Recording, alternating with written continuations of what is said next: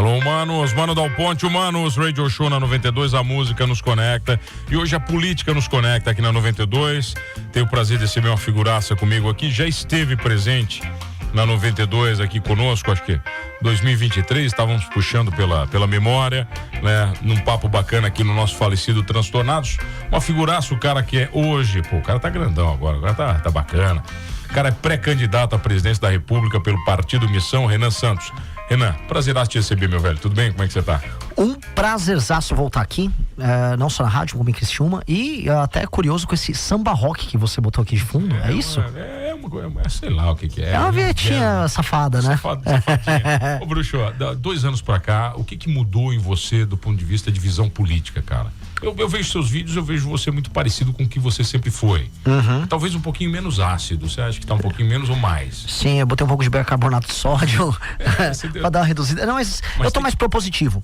Tá. Porque a partir do momento que, pra quem não sabe, eu sou o Renan Santos, sou um dos fundadores do Movimento Brasil Livre, e é um movimento, como movimento social, como movimento político, um movimento de fiscalização política. A gente nasceu combatendo corrupção no governo da Dilma, derrubada do governo da Dilma, fomos pra cima, erros que aconteceram no governo Temer, erros que aconteceram no governo Bolsonaro.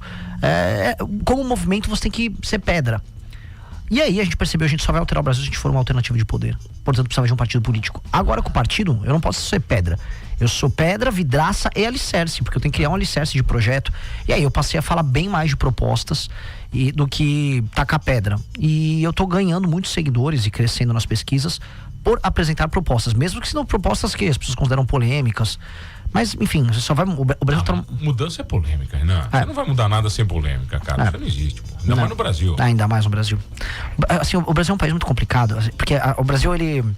Eu tava dando um exemplo hoje, né, numa rádio. O Brasil é um país que tá morrendo de gripe. Não se morre de gripe, sabe? É como se estivesse muito doente, o Brasil tá muito doente, mas a doença é fácil de resolver. Falar a parte econômica é simples, resolver o crime organizado é simples, é tudo muito simples. Mas a gente não faz nada. E aí a gente tá morrendo por embalo de algo muito simples. É igual, acho que o Bob Marley, ele teve, acho que um câncer no dedão, foi alguma coisa assim. E ele morreu porque não cuidou. O Steve Jobs, o dele era complicado, era um câncer no pâncreas, né? O Jobs era teimoso também. Teimoso, ficou tomando suco de cenoura e morreu. O Brasil é mais ou menos isso. A gente tá com uma gripe, a gente tá vai morrer de gripe, porque a gente não consegue encarar os problemas. Mas tá mais fácil entender você agora, cara, porque a minha impressão, quando vocês começam, cara, vocês beleza, estão tocando pedra e tal, mas o que vocês falam era muito difícil de entender para a maioria da população. Uhum.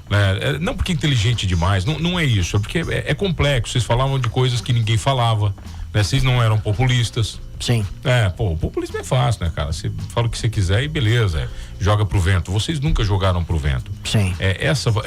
Vocês tiveram que se tornar mais, não é populistas, mais simples também no discurso.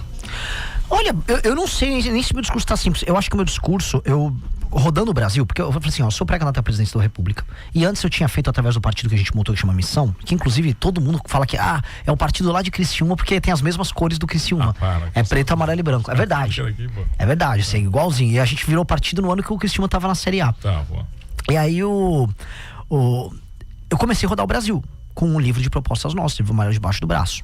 Aí vai Ceará, vai Rio Grande do Norte, vai Pernambuco, vai Maranhão, aí vai sul de Minas, vai Juiz de Fora. Aí você vai conhecendo e fala, cara, o Brasil demanda muita solução e muito trabalho. E aí a gente começa a perceber que esse é o ponto, que o verdadeiro debate público no Brasil não é o debate que a gente fica discutindo. Não tem nada a ver, assim, os problemas para resolver, o que nós precisamos fazer para resolver o Maranhão não tem nada a ver com direita e esquerda, que a gente fica discutindo em rede social. Tem nada a ver. Não tem, os problemas no sertão do Rio Grande do Norte não tem nada a ver com discussões sobre direita e esquerda. E aí a gente começa a perceber que a gente gasta a maior parte do tempo em discussões que bombam em redes sociais, mas que são mais sobre rótulos do que sobre soluções. E eu posso dar exemplo, se você quiser, disso aí. Vamos lá, pô. Um exemplo. É de esquerda ou de direita o trabalho horroroso que os prefeitos fazem no interior do Maranhão? Que eu vi lá. Não, o prefeito do Centrão, eu vi prefeito do Centrão do PL, falava que era bolsonarista, e vi prefeito do Centrão petista. Não importava. O trabalho era uma merda igual. Era uma merda igual. E era a mesma coisa que eles fazem. Eles roubam do mesmo jeito. A solução que eu tenho que trazer para isso será de esquerda ou de direita? Eu não sei. Uma das soluções que a gente tem para trazer é ver, por exemplo, o que a China, que é um país supostamente comunista, faz na administração das províncias e das cidades. Todo prefeito lá é obrigado a trabalhar com um indicador de desempenho. Então, cara, assim, se você não subir por exemplo, a taxa de cobertura de esgoto numa cidade na China de 10% para 30% no mandato, acabou. Tá ferrado. Verbinha cortada. Exato. Eu quero fazer isso no Brasil. Mas você é de esquerda fazer isso? Eu não sei, eu não acho que você é de esquerda. Eu acho que isso só é racional. É como uma pessoa fazendo numa empresa. Numa empresa, uma pessoa, você contrata alguém pra, sei lá, chefiar um setor numa empresa com dados, metas e indicadores. Eu acho que um prefeito tem que trabalhar assim. Aqui no Brasil, nenhum trabalha com isso. Quando você fala isso, cara, alguns amigos nossos, grandes empresários que viraram políticos, eles falam sempre a mesma coisa. Quando você chega no setor público, a sua vida, tudo que você aprendeu no setor privado, você tem que jogar fora. Porque nada funciona, é tudo lento, é moroso, é burocrático, é idiota, entendeu? Sabe, você não tem decisão para tomar as coisas. Exato. É um peso muito grande, né? Porque é o sistema de incentivos e recompensas. No setor público, os incentivos e recompensas se dão de maneira muito complicada. Por exemplo, você tem no funcionalismo público, direito de greve bem garantido para praticamente tudo. Então, se um determinado setor, uma prefeitura ou um governo estadual quer fazer uma greve para apertar, para obter um aumento e estourar a conta pública, ele faz e quase não tem consequência. Na iniciativa privada, ele não dá para fazer isso. Ao mesmo tempo, um prefeito numa cidade, vou dar um exemplo, eu vi isso muito no Maranhão, mas Ceará tinha isso, Rio Grande do Norte tinha. Prefeitos não entregavam. O Maranhão deve ser um negócio alucinante. O Maranhão, assim, se as pessoas quiserem entender o quão problemático é o Brasil, as pessoas têm que ir pro Maranhão. O Maranhão é o estado que está na pior situação do Brasil. Não há nada igual ao Maranhão. Não há nada. E o problema o governo federal brasileiro é mais Maranhão ou ele é mais Santa Catarina? É mais Maranhão. É muito mais Maranhão. E mais, Santa Catarina tá ficando Maranhão ou Maranhão tá ficando Santa Catarina? A gente vai se transformar. Eu tava agora aqui, vai sair um vídeo, eu fui lá no trilho, no Pinheirinho, pelo amor de Deus. O que tá virando aquilo ali, cara, aquilo parecia que eu estava no Maranhão. Eu vi Cracolândia, eu vi esgoto no meio da rua, vi traficante, vi tudo, filmei tudo lá. Assim, negócio um cenário bem perigoso. Você foi lá, você foi corajoso. Fui. Assim, o bicho pega ali. Eu fiquei. Não parece Santa Catarina. Então, Santa Catarina está se maranhanizando, o Maranhão não está se catarinizando, entendeu? E isso é muito preocupante. Isso é muito preocupante. Um prefeito dessas cidades que eu visitei, ele não tem nenhuma obrigação em melhorar nenhum desempenho, aumentar a atividade econômica, aumentar o desempenho na área de educação, saúde, nada. Ele precisa dar emprego para as pessoas dentro da prefeitura, compra um voto com um saco de cimento, com 1 milhar ali de telha, dá uma graninha, faz um show do Wesley Safadão, faz um bom São João, está reeleito.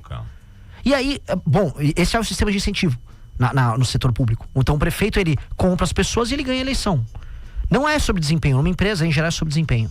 Um vendedor vai ganhar mais se ele bater a meta dele. O que eu quero colocar, que nós precisamos colocar no Brasil desesperadamente desempenho e métodos de gestão, todos metrificáveis, para que um prefeito, se ele atinge essa meta, pode receber mais emenda, por exemplo. Pode fazer o show do Wesley Safadão. Beleza. Quer fazer seu show do Safadão? Tá batendo meta, faz o show do Safadão. Corra pra reeleição. Agora, não bateu meta, não pode concorrer à reeleição, fica inelegível por 8 anos, ele e o partido dele naquela cidade.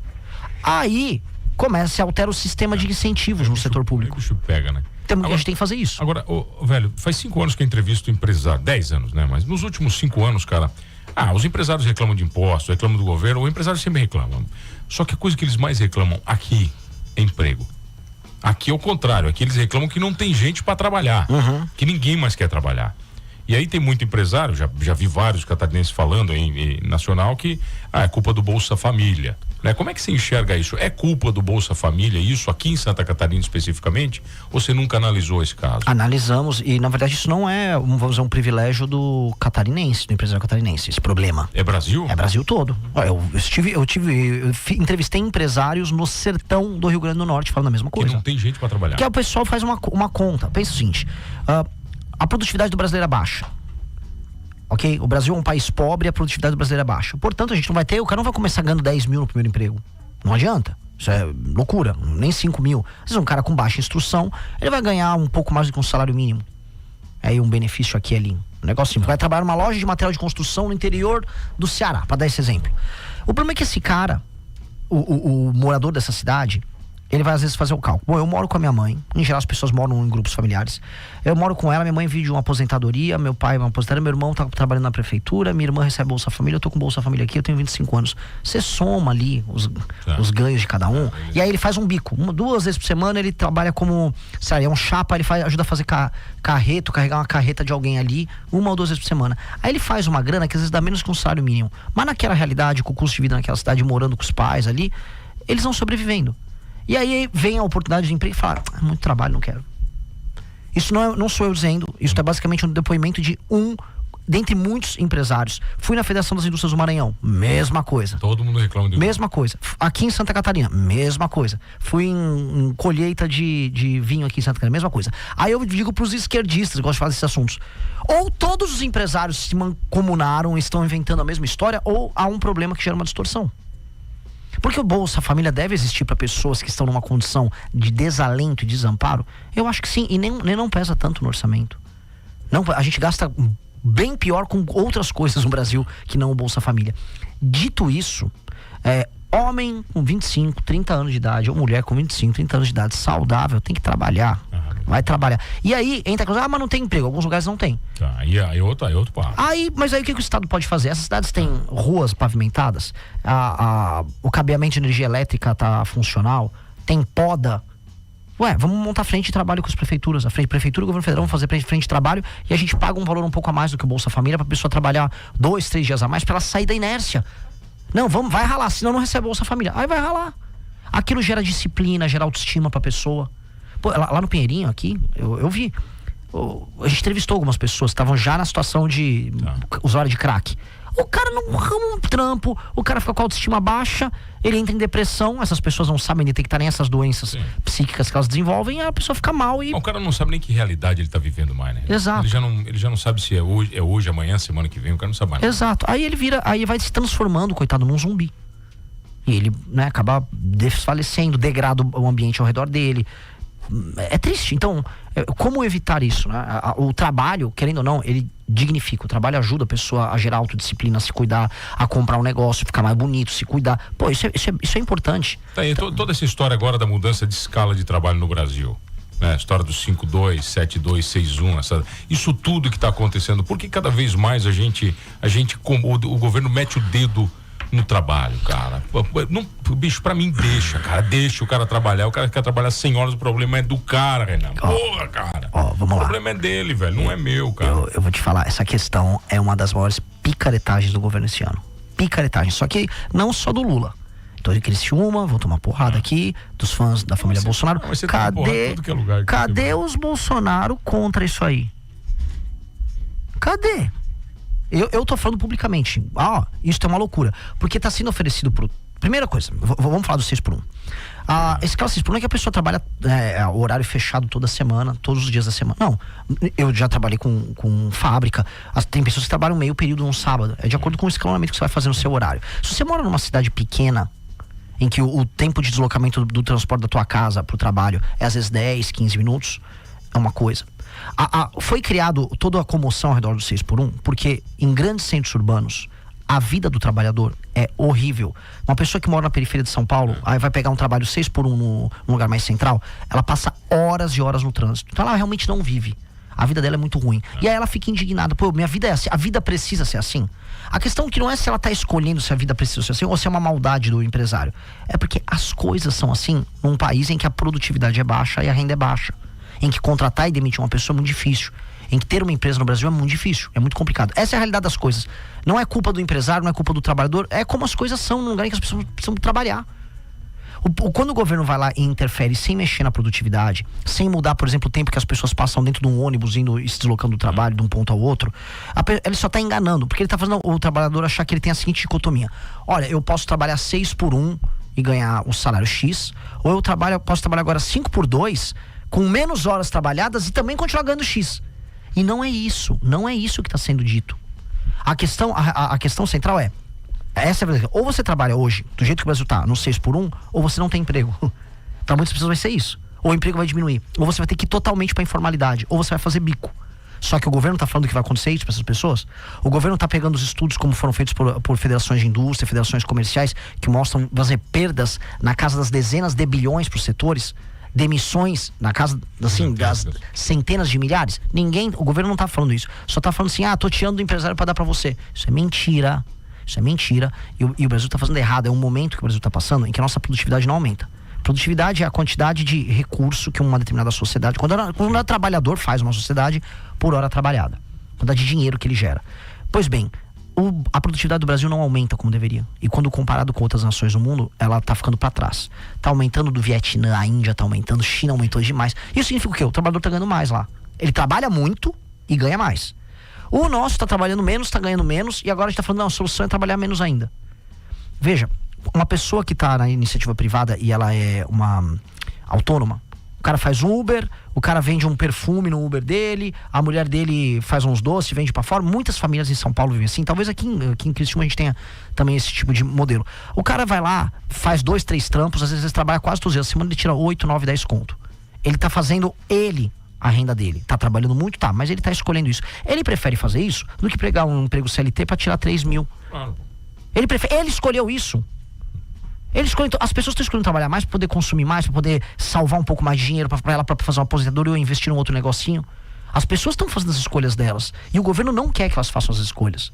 Essa é a real. O governo quer fazer populismo. Eu acho isso tudo uma picaretagem. Quando você fala de populismo, cara, o presidente da República, nada mais é do que um grande negociador.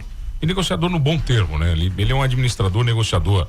Você tem muita coisa para fazer, né? E negociar no Brasil muitas vezes é ter a sua flexibilidade moral, né, colocada em prática, né, cara? Você tá preparado para isso como presidente, cara?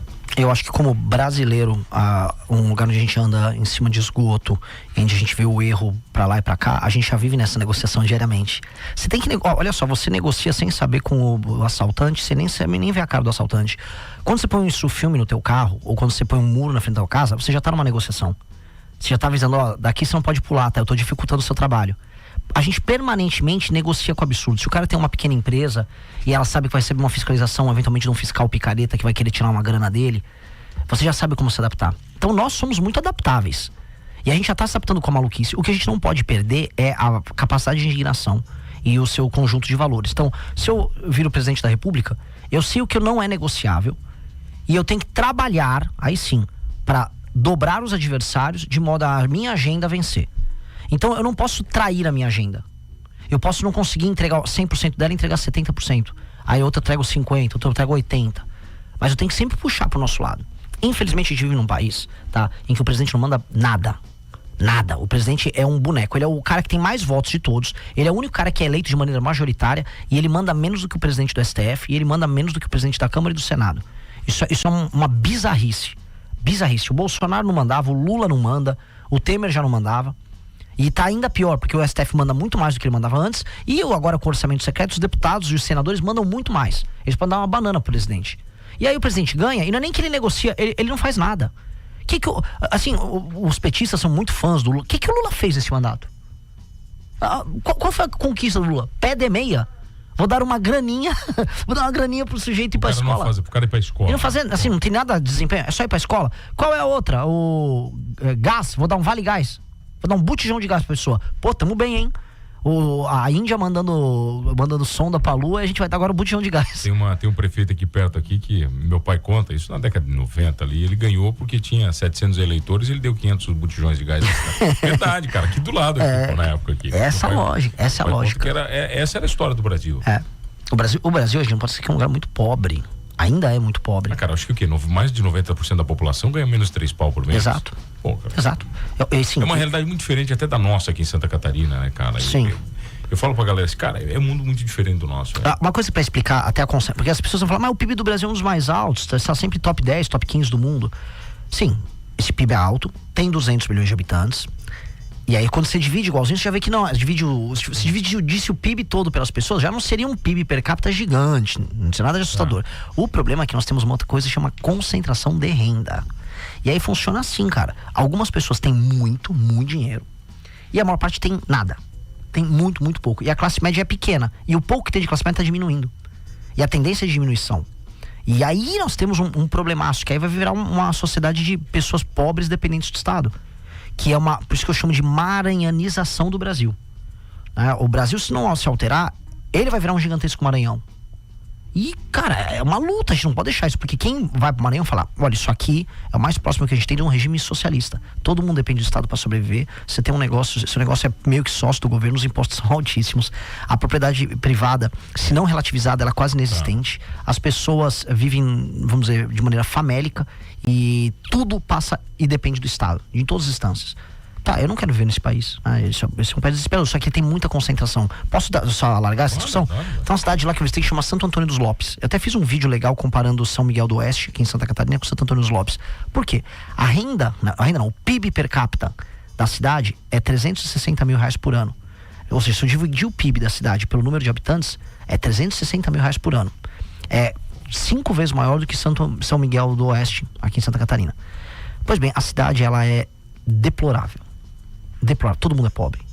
IDH 0565 por aí, que é uma IDH de nação da África subsaariana.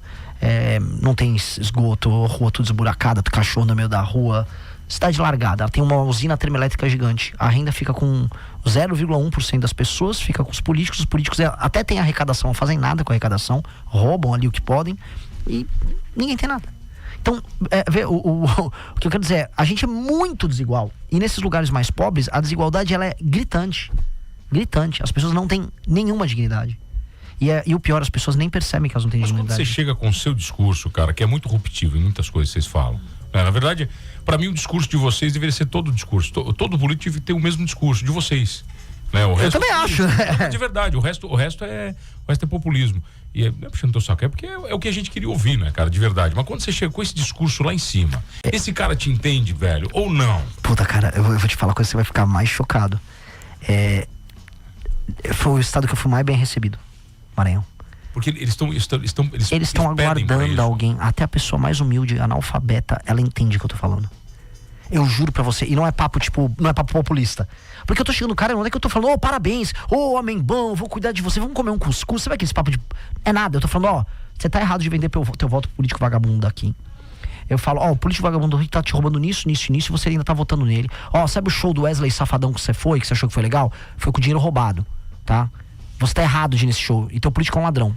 Eu fiz aquilo achando assim, eu só vou falar a verdade e dane-se. As pessoas lá, por favor, vem na minha cidade, por favor, fala do meu prefeito, por favor, vem na outra. Aí eu resolvi fazer uma turnê pelo Maranhão, passei uns 8 dias no Maranhão, por aí. Tá, mas os prefeitos te receberam muito bem, então. Eles fugiram, né?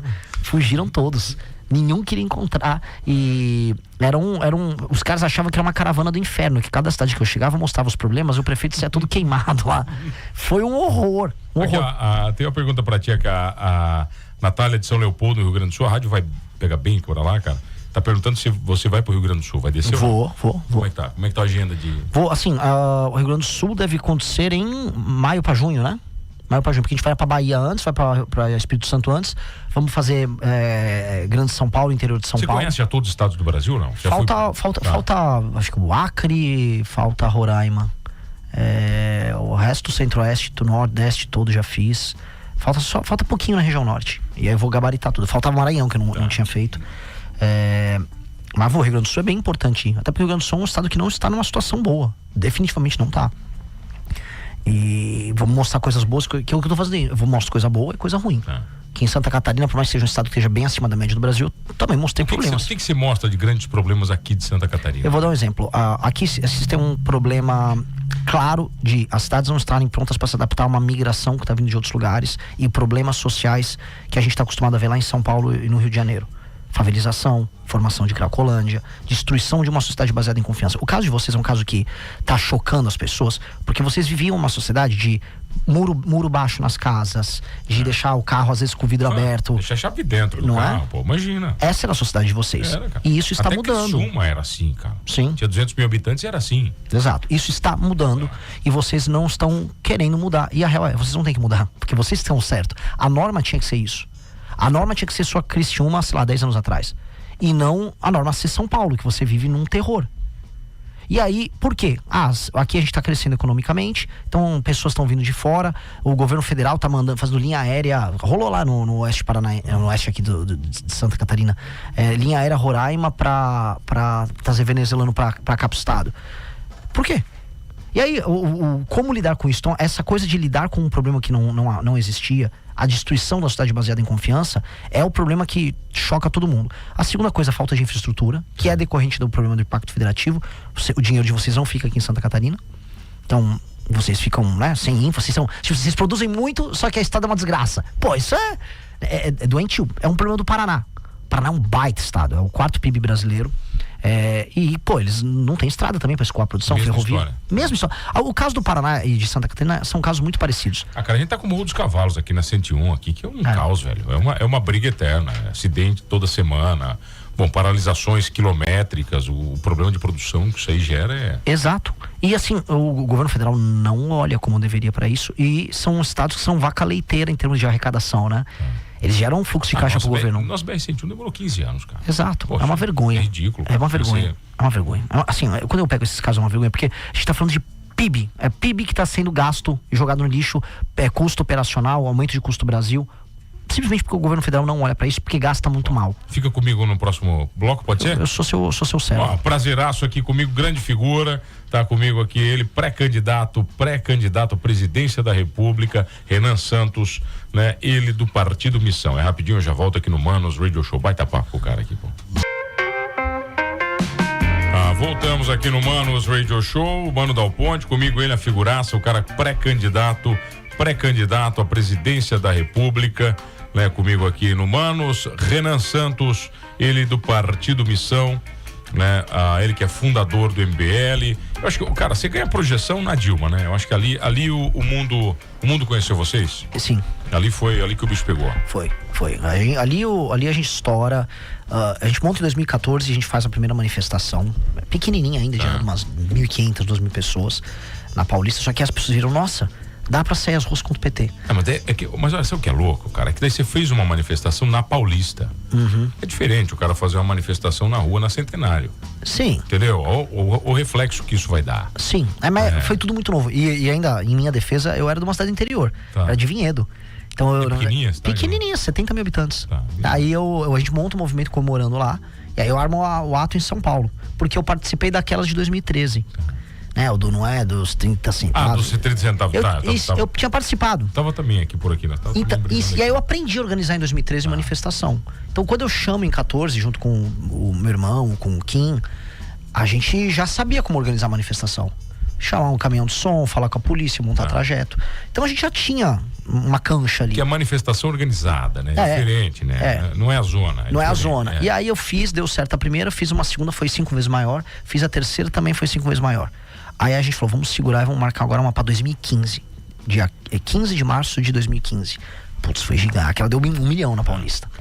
E aí começou aquela loucura. E aí acho que surge o que a gente chama de direita no Brasil. E ali deu a queda. A gente derrubou a Dilma com essas manifestações, né? Foi isso e a Lava Jato. Em algum momento o ego brilhou, cara, no meio disso tudo, porque às vezes você nem sabia o tamanho da força que você tinha, né? E você hoje entende o tamanho da sua força? Grande pergunta, cara. Porque assim, a verdade é, na política, assim como na música, né? Eu tenho uma banda de rock que tem uma música, até pedi pra pegar pra mim, tá até aqui, ó. E aí tô vendo aqui. Em todas as áreas, você nunca pode deixar o ego falar mais alto. Nunca. Tanto que eu ficava nos bastidores. E pra mim o importante era a causa ganhar, o movimento crescer e tal. E eu soube fazer isso, mas nunca me seduzi. Nunca me seduzi com... Nunca mesmo, cara? Assim, nunca. Você conheceu no meio do trajeto pessoas muito relevantes. Sim. Né? Eu conheci todo mundo que você imagina. Pois é. Você fala com qualquer pessoa hoje, imagina que você vai falar. Muitos são teus inimigos. Sim. Eu conheci presidentes na República no plural, do Brasil e de fora. Conheci todos os maiores empresários do Brasil. Conheci a imprensa brasileira inteira, vários famosos. Eu não dou valor. Eu simplesmente não dou valor porque eu sou... Não brilha. Não brilho. E não é porque, nossa, como eu sou especial.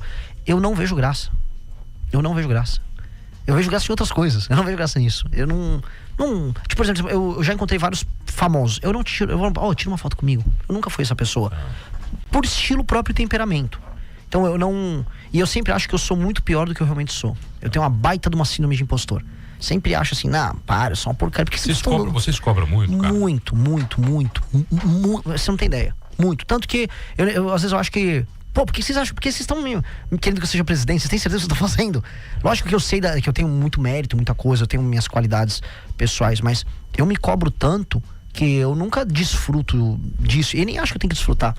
Eu acho que é uma vida de um soldado. Um soldado tem os seus períodos de descanso, mas não de... Bruce, de tudo que aconteceu no Brasil nos últimos, 15 anos, o que você considera mais positivo e mais negativo? Nos últimos 15 anos? Vamos botar 15, porque senão também é muita coisa, vai.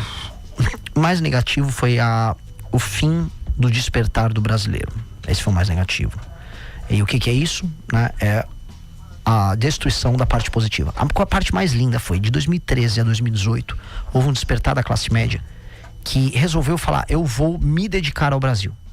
E aí você teve a queda da Dilma Rousseff, você teve o apoio à Operação Lava Jato. A própria eleição do Bolsonaro foi na esteira disso. Foi um despertar. As pessoas despertaram. Veio nessa grande onda, né? Foi. Tá. E essa grande onda, cara, olha só, queda da Dilma, operações... mas a Operação Lava Jato tinha uma falha aqui ali. Tudo tem falha, a gente tá no Brasil. Mas a gente começou a ver político sendo preso, banqueiro. Isso nunca tinha acontecido. Nunca tinha acontecido, cara. Nunca. A gente viu reforma. Entra um governo do Temer cheio de defeitos, mas foi obrigado a passar um monte de reforma modernizante. E o Temer fez, né, cara? Fez. Reforma. Que foi muito mais culpa do processo do que do Temer. O Temer era vice da Dilma, ele não defendia aquela agenda de coração. Ele só fez porque foi necessário. E aquilo provou que os brasileiros passaram a se preocupar sobre o Brasil. Foi um surto. Um surto no melhor sentido do termo. Só que aquilo, aí é o maior erro. Aquilo, as pessoas caíram no erro de amar a pessoa e não a causa. E aí virou o amor pelo Bolsonaro. Quando as pessoas abandonaram a causa e se apaixonaram pelo Bolsonaro, elas passaram a ver de maneira crítica o processo. Então toda decisão que o Bolsonaro tomava era certa. Aí começou a ficar cegas, né? Aí ficou cego. E aí morreu a revolução. Morreu o processo. Aí acabou tudo. E aí nós estamos na mão dos nossos adversários. Sabe aquela coisa? Meus inimigos estão no poder, que é a música do Cazuza? É isso. A gente viu o quê? O Lula voltar, o STF mandar como nunca. Todos os criminosos que estavam na Lava Jato voltaram. A turma do Odebrecht voltou. O Odebrecht até virou Nova Nor, mudou de nome. O pessoal da JBS Friboi hoje não apenas estão bilionários aqui, mas estão bilionários nos Estados Unidos. O Joesley é amigo do Trump agora. Então, o que aconteceu? Sabe, essas duas coisas, elas foram o maior acerto e o maior erro do brasileiro. E elas se anularam ali. A gente despertou pra política, mas nosso despertar terminou num amor. E o amor, cara... Quando ama demais dá merda, cara. Você não vê os erros do amado. Você acha que o Brasil precisa de um presidente, cara, que queira menos holofote? Deveria. Desesperadamente. Né? Porque o que importa é a causa. É a causa. Só que, assim, líderes políticos que eu admiro muito, né? Hoje todo mundo fala muito do Bukele lá em El Salvador. Ele é um cara que fala bem, faz as aparições dele, mas ele gosta de mostrar pro mundo os feitos dele. Então não é sobre o discurso que ele deu, é sobre o centro de San Salvador que ele recuperou. Não é sobre o jeito engraçado dele falar na câmera, é sobre a prisão que ele fez e a resolução do crime. Não é sobre, sei lá, como ele e a esposa dele são cristãos, sabe?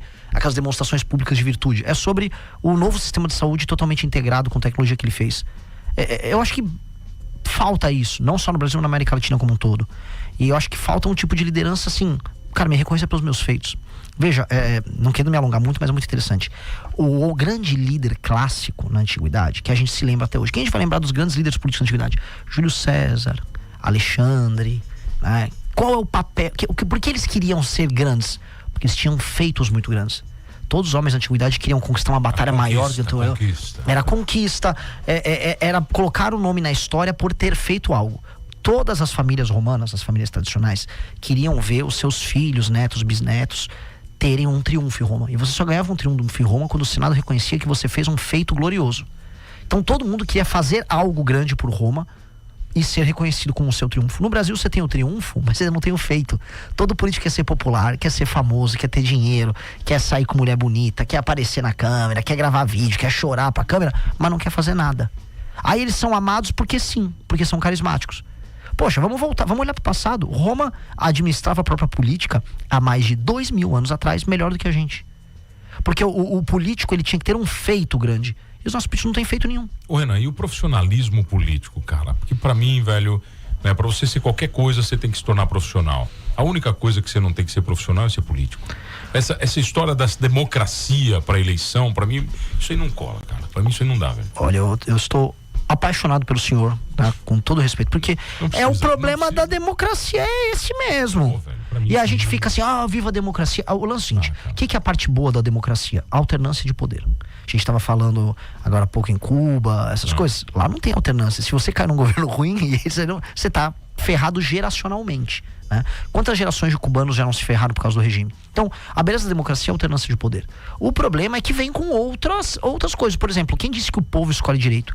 Quem disse que o povo entende o papel do voto? O pessoa que vende o voto numa cidade do interior porque vai ganhar um carguinho, então não tem condição de reclamar se tem saneamento básico, porco, e tá bebendo água com esgoto e tem doença parasitária, que é o que acontece em muitas cidades, sei lá, na região norte, no Brasil. Então, como resolver isso? Eu acho que a gente tem que mitigar os defeitos da democracia. Por isso que a gente tem que ter indicadores de desempenho. Um prefeito, ele não tem que ser popular. Ele tem que entregar a meta. Lembra que eu falei dos romanos? O sistema de metas que eu quero botar nas cidades e nos estados obrigam os políticos a entregarem. Você quer o triunfo do político romano era andar, chegar em Roma, andar com todo mundo, o cara lá com a biga dele, todo mundo. Qual é o triunfo aqui no Brasil? O cara ir não fazer um show de Wesley Safadão na cidade dele, ele sobe aqui, meu prefeito. É isso. Pois bem, quer ter o seu triunfo, que é o seu show do Wesley Safadão 6 meses antes da eleição? Primeiro, dá a porcaria do saneamento básico. Aumenta a atividade econômica no seu município, melhora os índices de saúde e educação. Fez isso, meu irmão? Faça o seu show. Não fez, perdeu os direitos políticos. Não vai disputar mais eleição aqui nesse município. Tem que ser isso. Senão, o problema da democracia, que é o culto à personalidade, num país que é viciado em Big Brother, ele vai matar tudo. No Brasil é um país que ama. Um exemplo, vai. Mas ama o balaio. A gente ama fofoca. Exato. Porra, a gente ama isso. Eu vou dar um exemplo. Quais que são os políticos hoje mais populares do Brasil em redes sociais? A Erika Hilton, o Nicolas, Cleitinho. O que eles fizeram?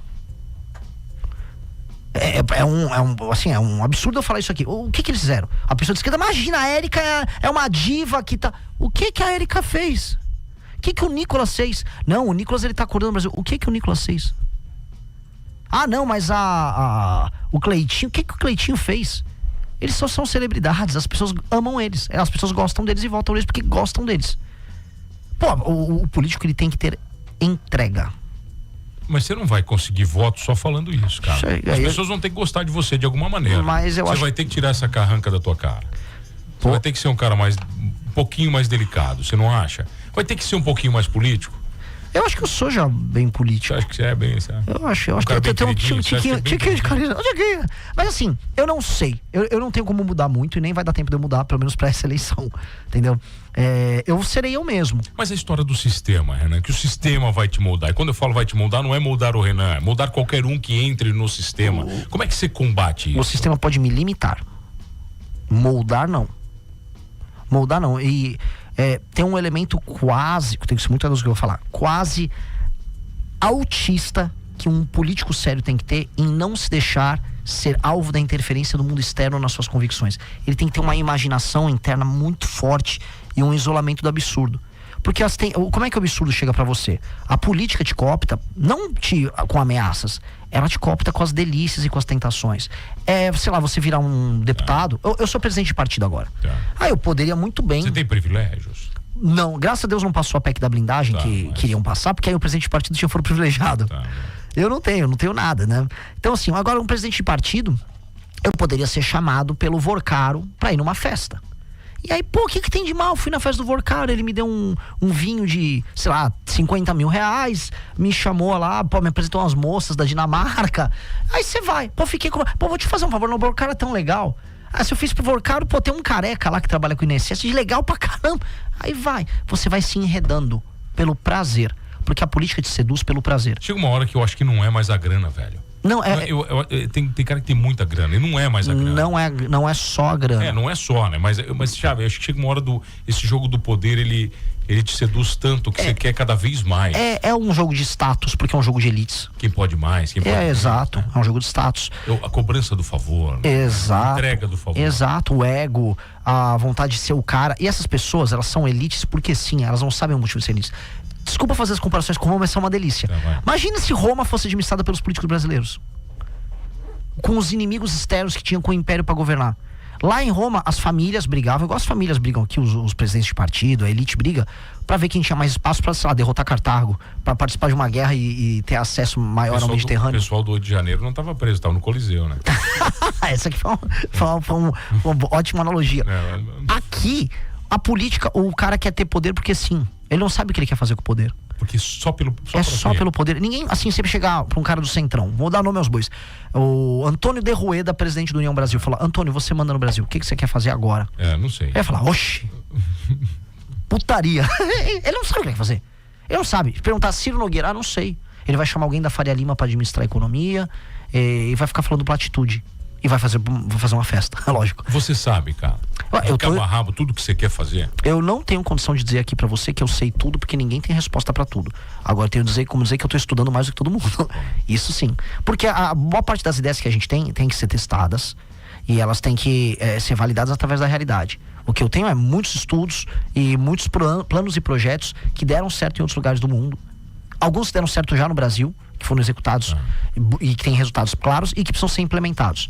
E aí vai a implementação e vai a adaptação. Às vezes uma política que foi feita nos Estados Unidos não vai funcionar aqui. Mas tem um amigo meu vereador aqui, cara, que ele dizia o seguinte: ele viajou muito no primeiro ano, ele foi muito criticado. E ele falou assim, cara, eu não sou burro, né? Eu vou lá na cidade que tem 200 mil habitantes, vou ver o que elas fizeram de bom. Pronto, cara. Ele não precisa ser muito inteligente. É só copiar o que é bom. É o que eu acho. Ele sempre falou isso, cara. Olha só, o mundo tem, né, centenas de países, tem milhares de cidades. Com certeza existem soluções para boa parte dos problemas que a gente já passou aqui. A gente já passou por... Exato. Alguém já passou pelo que a gente passa. Exato. E existem as soluções. E hoje, cara, você tem a inteligência artificial. E você consegue criar modelos e simulações. Tipo, e se eu pegar a política pública que foi usada na Inglaterra e tentar usar em Criciúma? Olha, vai funcionar, mas esse marco legal não funciona aqui. Ali você tem que ter isso e aquilo. Olha, esse sistema de incentivos assim acessado não vai funcionar, mas isso aqui. E aí você vai implementando aqui, testa, funcionou, gera experiência e testa outra coisa. É a nossa insanidade tributária. É uma coisa tipicamente brasileira. Cara, não tem como, velho. Você não explica pra ninguém o que é o Brasil. Cara, é piada na gringa. A piada, se você fosse compilar... Não, os amigos nossos empresários vão pra fora fazer negócio, eles falam assim, mano, a gente não consegue explicar pros caras. Não dá. Chega uma hora que para, os caras, tá. Mas você entende que os grupos monopolistas no Brasil, tô parecendo agora o Jones Mal, os grupos monopolistas, os bancos, por exemplo, no fundo eles gostam disso. Alguns grupos monopolistas sabem que ao ser muito complicado investir no Brasil, você tem pouca concorrência.